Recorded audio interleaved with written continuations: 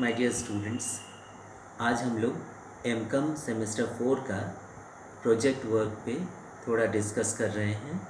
हम लोगों ने कॉलेज के ऑफिशियल वेबसाइट में कॉमर्स डिपार्टमेंट की तरफ से एक नोटिस दिया था 2 तारीख को कि कैसे प्रोजेक्ट प्रिपेयर करना है, और उस पे जो स्टूडेंट्स के तरफ से जो क्वेरी आया है उस पे आज हम लोग ये क्लास करने जा रहे हैं।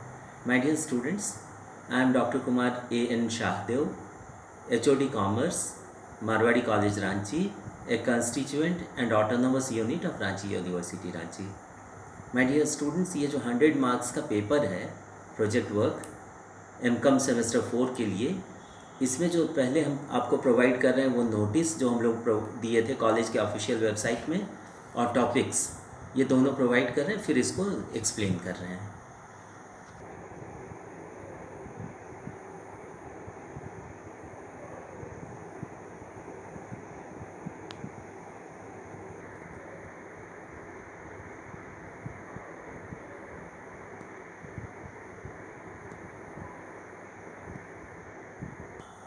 माय डियर स्टूडेंट्स, जैसे कि आप लोग नोटिस में देखें, the most important thing is कि आप लोगों को एमकॉम के स्टूडेंट्स को इस बार जो कोविड-19 चल रहा है इसके चलते किसी ऑर्गेनाइजेशन में, किसी ऑफिस में, किसी गवर्नमेंट ऑर्गेनाइजेशन में, इंस्टीट्यूशन में कहीं पे भी नहीं जाना है डाटा कलेक्ट करने के लिए।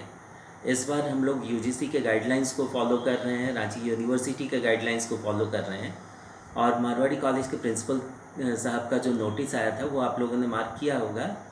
उसमें सर ने इंडिकेट किया है कि इस बार हम लोग बच्चों को केवल सेकेंडरी डाटा के बेसिस पे प्रोजेक्ट तैयार करने को कहें। तो सेकेंडरी डाटा मतलब हुआ कि जो इंटरनेट में डाटा आपको अवेलेबल है, आप उसके बेसिस पे प्रोजेक्ट को प्रिपेयर करेंगे। और बीइंग एमकॉम स्टूडेंट्स, आप लोग इतना तो जानते हैं कि project is a very important thing now A days. आपको अगर किसी भी जगह से लोन लेना है या रिसर्च वर्क करना है, पीएचडी वगैरह करना है, तो आपको पहले एक सिनॉप्सिस तैयार करना पड़ता है, एक प्रोजेक्ट वर्क तैयार करना पड़ता है कि आप कैसे उसको लोन को सिक्योर करेंगे, प्रोक्योर करेंगे। और अगर पीएचडी करने जा रहे हैं तो रिसर्च वर्क आपका कैसे होगा, उसका सिनॉप्सिस क्या रहेगा, उसी को सिखाने के लिए ये प्रोजेक्ट वर्क होता है। तो सबसे इम्पॉर्टेंट चीज़ है, आप लोग जानते हैं कि एमकॉम में जो टॉपिक्स हम लोगों ने दिया है उसको एक बार ध्यान देंगे। इन टॉपिक्स में से किसी एक टॉपिक पे आपको प्रोजेक्ट तैयार करना है। तो पहला कन्फ्यूज़न वो ख़त्म हो गया। दूसरा है कि प्रोजेक्ट का पर्पस क्या है। तो जैसे आपका एमकॉम का पीएचडी के लिए सिनॉप्सिस बनता है, या बैंक से लोन, फिनेंशियल इंस्टीट्यूशन से लोन लेने के लिए कन्विंसिंग प्रोजेक्ट रिपोर्ट तैयार किया जाता है, वही काम यहाँ आपको सिखाया जा रहा है। तो इसके लिए हम लोगों ने जो टॉपिक दिया है उसमें दिए हैं हम कि suggested project dissertation topics for MCom semester 4 2020 examination project. The students are directed to prepare their project on any one of the following topics. किसी एक टॉपिक पे करना है। बहुत से स्टूडेंट्स का क्वेरी आया है, इसलिए हमको आज ये वीडियो क्लास देना पड़ रहा है इस टॉपिक पे। तो पहला चीज़ है कि हम लोगों ने पहला टॉपिक दिया है the study of working capital management of ... company. दूसरा है topic study of comparative social responsibility of ... company. तीसरा है study of corporate governance of dash company. Next है study of budget and budgetary control in dash company. Next है study of financial performance of ... company. Next है analysis of financial statements of ... company. Next है study of inventory management in ... company. Next है study of receivable management in ... company. Study of human resource management in ... company. हम जो आप लोगों को HRM पे class दिए हैं एमकॉम फाइनल ईयर के बच्चों को, उसको अगर आप लोग फॉलो कर रहे हैं शुरू से, हम लगातार 25 मार्च से लगातार वीडियो क्लासेस दे रहे हैं। तो आप लोग अगर उसको फॉलो कर रहे हैं HRM में, तो आप लोगों को थोड़ा सा आइडिया हो गया होगा HRM का। यहाँ हम लोगों ने नोट दिया है कि सजेस्टिव कंपनी ए, पहला है कि स्टील सेक्टर के लिए सेल है, बोकारो स्टील प्लांट है, बीएसएल है, भिलाई स्टील प्लांट है, राउरकेला स्टील प्लांट है, दुर्गापुर स्टील प्लांट है, एट्सेट्रा। आप जानते हैं कि सेल का जो सब्सिडियरीज़ है, Rourkela steel plant, Bokaro steel plant, Bhilai steel plant, Durgapur steel plant, Salem steel plant, इन्हीं सब पे किसी एक पे आप लोगों को काम करना है ऊपर, जो बच्चे इसको सेलेक्ट कर रहे हैं। या फिर आप कोल एंड माइनिंग सेक्टर में अगर चले जा रहे हैं तो CCL, BCCL, ECL, NCL, CMPDI etcetera पे काम करना है। या फिर C है एनर्जी सेक्टर पे के कंपनीज़ पे, Bharat petroleum corporation limited, Reliance petroleum limited, SR oil limited, Hindustan petroleum corporation, oil India limited, Tata petroleum limited, Bharat petroleum, Reliance petroleum, SR oil limited, Hindustan petroleum corporation, oil India, Tata petroleum etcetera. ये फिर है D है other any sector. Any other sector में आता है आपका Tata automobile, Bajaj electrical limited, BHEL, Crompton Greaves, Consumer Electricals, Havells India limited, Exide Industries limited, Kirloskar electronics limited, DFL limited, Prestige Estates Projects limited, NBCC India limited, India Bulls Real Estate limited, Brigade Enterprises limited, Oberoi Realty limited, Bajaj electrical limited, BHEL, Crompton Greaves Consumer Electricals, Havells India limited, Exide Industries limited, Kirloskar electronics limited etcetera, और any relevant name of the company may be taken. Next है, कहने का मतलब ये है बच्चों को काफ़ी चॉइस दिया गया है, काफ़ी रेंज दिया गया है काम करने के लिए, और एक तरह से बहुत लिबर्टी दिया गया है। आप लोग एमकॉम के स्टूडेंट्स हैं, PG स्टूडेंट्स हैं, PG फाइनल ईयर के स्टूडेंट्स हैं, आप लोगों ने थ्रू आउट कॉमर्स को कैरियर के तौर पे सीख किया है, तो आप लोगों को इतना अब आइडिया हो गया है कि जो मेजर ये है आपका इंडस्ट्रीज़ है, उसमें से किसी एक पे प्रोजेक्ट कैसे आप तैयार कर सकते हैं। नेक्स्ट है role of NABARD in financing of to agricultural sector and rural development in Jharkhand.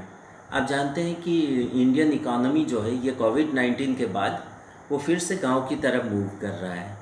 Green economy, rural economy, agricultural economy, agro based economy, इस पे गवर्नमेंट का फोकस है और यही इंडियन इकोनॉमी का फ्यूचर है।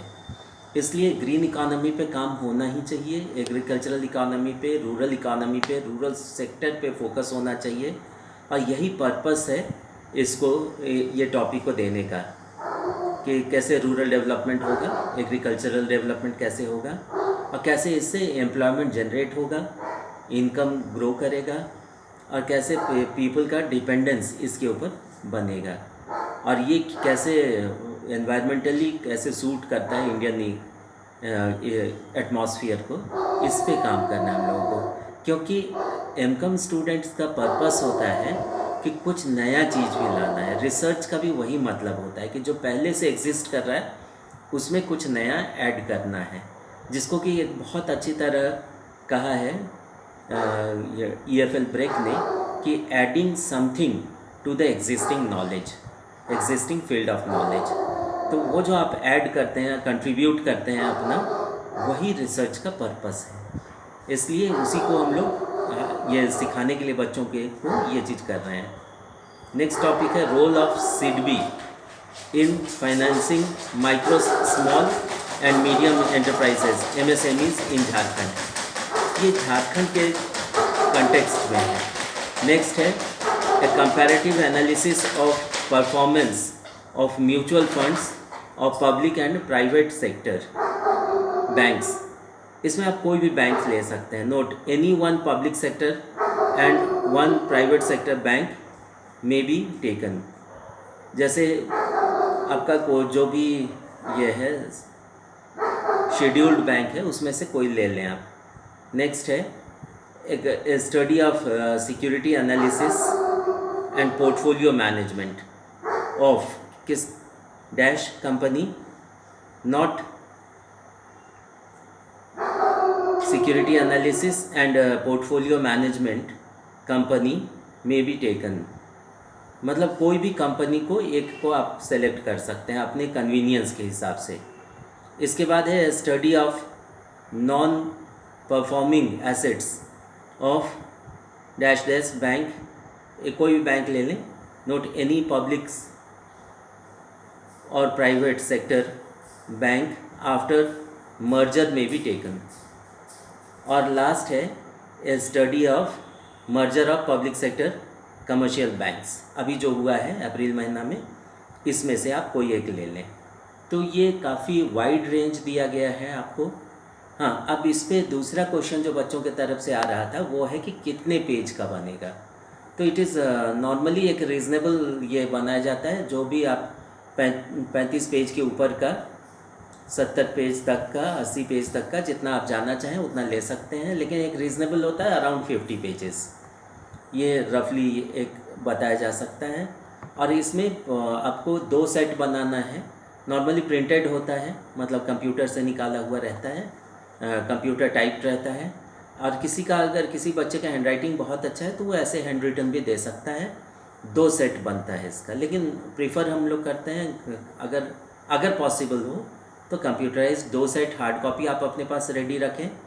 और इस साल जो एक्स्ट्रा ऑर्डिनरी सिचुएशन है इसके हिसाब से एक CD अपने पास सॉफ्ट कॉपी का भी रखें कि अगर सॉफ्ट कॉपी मांगा जाए, ऑनलाइन मांगा जाए तो आप उसको प्रोवाइड कर सकें, ऑनलाइन आप भेज दे सकें. और अभी घबराने का ज़रूरत नहीं है. उसका जैसे अभी नोटिस आया, 26 तारीख को प्रिंसिपल साहब ने नोटिस दिया था, 2 तारीख को हम दिए कॉलेज के ऑफिशियल वेबसाइट में. ऐसे ही फिर से प्रिंसिपल साहब के तरफ से एग्जामिनेशन डिपार्टमेंट के तरफ से आएगा कि किस डेट में आपका एग्जामिनेशन होना है. तो कॉलेज के ऑफिशियल वेबसाइट को थोड़ा आप चेक करते रहें. उससे आपको एग्जामिनेशन डिपार्टमेंट के तरफ से और प्रिंसिपल साहब के तरफ से सब इन्फॉर्मेशन एकदम क्लियरली टाइम टू टाइम दिया जा रहा है. हाँ, रिगार्डिंग इन्फॉर्मेशन और जो हम लोग, चाहे हमको ले लीजिए HOD को, चाहे डीन साहब जो हैं BV लाल सर, चाहे कोई भी senior teacher RR Sharma ji हो गए, या डिपार्टमेंट के जितने भी टीचर्स हैं कॉमर्स डिपार्टमेंट के, उनसे आप किसी से भी हेल्प ले सकते हैं.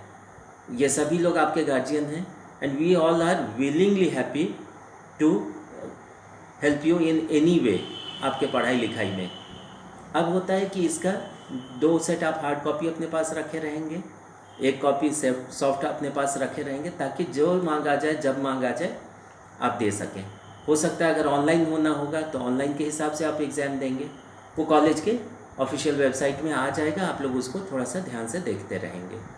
और दूसरी बात है, इसमें 5 ये जैसे बनता है, इसमें पहले एक साफ़ सुथरा इसका बढ़िया आपका वो कवर पेज बनता है, सारी इन्फॉर्मेशन देते हुए किसका है, कौन सा टॉपिक में, एक ही टॉपिक पे काम करना है. ये 15 जो टॉपिक हम दिए हैं इसमें से एक टॉपिक पे आपको बनाना है, जो भी आप सेलेक्ट कर रहे हैं. इसके बाद आता है कि कवर पेज के बाद एक्नॉलेजमेंट एक होता है कि आप डिपार्टमेंट के तरफ से थैंक्स देना चाह रहे हैं डिपार्टमेंट को, HOD को, या जो भी आपके प्रोजेक्ट गाइड हैं, जो टीचर आपको हेल्प कर रहे हैं, डिपार्टमेंट का ऑफिशियल टीचर्स का, इनका आप नाम एक देंगे, एक्नॉलेजमेंट देंगे. फिर एक सर्टिफिकेट बनता है जो हम लोग देते हैं स्टूडेंट्स को, वो आप सर्टिफिकेट एक ऐड करते हैं. उसके बाद एक कंटेंट्स देते हैं कि किस पेज में क्या लिखे हैं आप. चैप्टराइजेशन इसका किया जाता है. पहले इंट्रोडक्शन हुआ, फिर हिस्टोरिकल बैकग्राउंड हुआ, फिर main body of the topic में आएंगे 1-2 चैप्टर. उसके बाद उसका जो सजेशंस है, फाइंडिंग्स है, आपका वो काम जो आप किए हैं उस पर मेथोडोलॉजी आप क्या लिए हैं उसको आप एक्सप्लेन करते हैं. ये सब चीज़ आता है. और लास्ट में रेफरेंसेस, बिब्लियोग्राफी, वो कहाँ से आप लिए हैं, ये चीज़ रहता है. This is your project and you all are good students. ये बैच बहुत ही अच्छा है, क्योंकि हम आप लोगों का क्लास लेते रहे हैं, इसलिए आई नो पीपल बहुत अच्छे स्टूडेंट्स हैं। Have confidence and have trust on God. Shri Aurobindo, महर्षि श्री अरबिंदो ने एक बहुत अच्छी बात कही है कि all can be done if the god touch is there. तो आप जिनको भी मानते हैं, ईश्वर को, भगवान को, अल्लाह को, वाहेगुरु को, तथागत को, जिनको भी आप मानते हैं, उनके टच में रहें, आप उन पे विश्वास रखें और पढ़ाई जारी रखें। You all will prevail. बहुत अच्छा बैच है ये, बहुत अच्छा करेंगे आप। केवल स्टडीज़ पे कंसंट्रेट करें और हैव फेथ। अपने पेरेंट्स को रेस्पेक्ट दें, उनका सजेशन मानें और कॉलेज के ऑफिशियल वेबसाइट से टच में रहें। प्रिंसिपल साहब का जो नोटिस आता है उस पर ध्यान रखें और you will do very well.